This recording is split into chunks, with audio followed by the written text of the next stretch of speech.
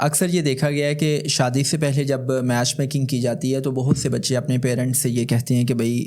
فلاں لڑکی فلاں لڑکا مجھے پسند ہے، آپ وہاں پہ میری شادی کر دیں۔ تو پیرنٹس کیا کرتے ہیں کہ بچوں کی بات کو سننے کے بجائے، ان کو سمجھنے کے بجائے، وہ سنگل ہینڈڈلی اتھارٹیرین وے سے بچوں پہ اپنا فیصلہ صادر فرماتے ہیں کہ بھئی کسی بھی قیمت پہ آپ کی وہاں پہ شادی نہیں ہوگی۔ اور وی یوز ٹو سی کہ ایسے پیرنٹس پھر بہت جلدی میں اپنے بیٹے کی اپنی بیٹی کی شادی فورسفلی کرتے ہیں۔ یہ جو فورس میرجز ہوتی ہیں نا، یہ ساری عمر کا روگ ہوتا ہے، بیکاز ہمارے پاس جو کاؤنسلنگ کیسز آتے ہیں، وی ہیو سین کہ شادی کے بعد آپ اپنے پارٹنر کے ساتھ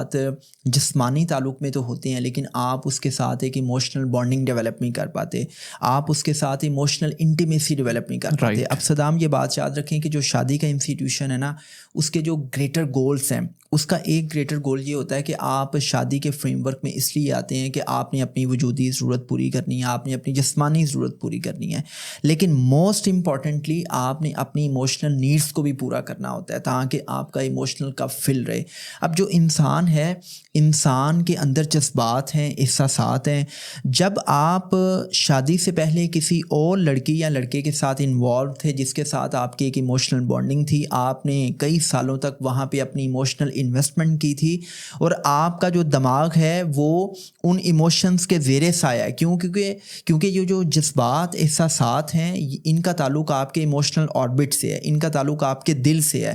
جب دل آپ کے دماغ کو اپنی گرفت میں کر لیتا ہے تو آپ کا مائنڈ فریز ہو جاتا ہے، پھر آپ کو کھوٹے کھرے کی، حلال حرام کی تمیز نہیں رہتی۔ اب آپ نے نا دیکھا ہوگا کہ، یا آپ یہ بھی سوچتے ہوں گے کہ یار یہ کون سے لوگ ہیں کہ جو شادی شدہ ہونے کے باوجود بھی باہر منہ مار رہے ہیں، کسی دوسری تیسری لڑکی یا مرد کے ساتھ انوالو ہیں، تو ان کو کیا ضرورت پڑی ہے؟ ہوتا یہ ہے بھائی کہ جب آپ کا ایموشنل کپ فل نہیں ہوتا، جب آپ کی جذباتی ضروریات پوری نہیں ہوتی اور آپ کے مائنڈ پہ جذبات کا غلبہ ہوتا ہے، آپ آج بھی ماضی میں رہ رہے ہیں، آپ آج بھی اسی بندی کو یا بندے کو سوچ رہے ہیں۔ اور میں نے تو اکثر یہ بھی دیکھا ہے کہ شادی شدہ ہونے کے باوجود آپ اسی لڑکی یا اسی لڑکے کے ساتھ ناجائز تعلق قائم کیے ہوئے ہوتے ہیں۔ کیونکہ آپ کہتے ہیں کہ بھئی اب ماں باپ نے تو ہمیں اجازت نہیں دی تھی،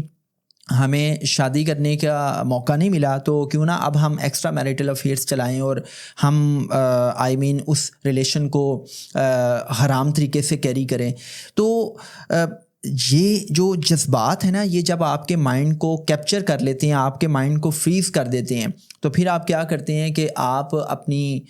جذباتی ضروریات پوری کرنے کے لیے، آپ ایموشنل انٹیمیسی کو پورا کرنے کے لیے آپ اسی ریلیشن شپ کو جو ماضی میں تھا آپ اس کو کیری کرتے ہیں۔ یا اکثر لوگ کیا کرتے ہیں کہ لیٹس سے کہ جی اگر ایکس کی بھی شادی ہو گئی ہے تو وہ کسی ایک نئے رشتے کو تلاش کرتے ہیں، وہ کسی نئی عورت کو یا کسی نئے مرد کو تلاش کرتے ہیں کہ جس کے ساتھ وہ ریلیشن میں آ سکیں اور اپنی ایموشنل انٹیمیسی کو ڈیولپ کر سکیں۔ تو جو فورس میرجز ہیں، یہ ایک بہت بڑا ایشو ہے ایکسٹرا میریٹل افیئرس کا۔ تو آئی ریکویسٹ کہ بھائی آپ کے بچے جب آپ سے یہ ریکویسٹ کرتے ہیں تو پلیز فار گاڈ سیک آپ میں جتنی بھی غیرت ہے وہ آپ اس کو پازیٹیولی چینلائز کر لیں۔ آپ کیا کر لیں، اپنے بچوں کی رائے لے لیں۔ اور یہ چیز تو ہمیں حبیب اللہ صلی اللہ علیہ وسلم سے بھی سیکھنی چاہیے کہ دیکھیں کائنات کی جو سب سے عظیم ہستی محمد عربی صلی اللہ علیہ وسلم، انہوں نے جب اپنی بیٹی فاطمہ سلام اللہ علیہ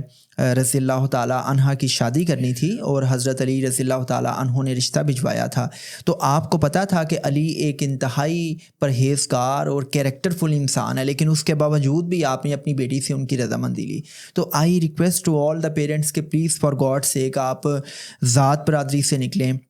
جب آپ کا بیٹا آپ کی بیٹی اپنی چوائس کا، اپنی خواہش کا اظہار کرے، تو اگر کوئی بہت بڑی وجہ نہیں ہے تو پھر آپ ان کی اس رائے کو رسپیکٹ کی نظر سے دیکھیں۔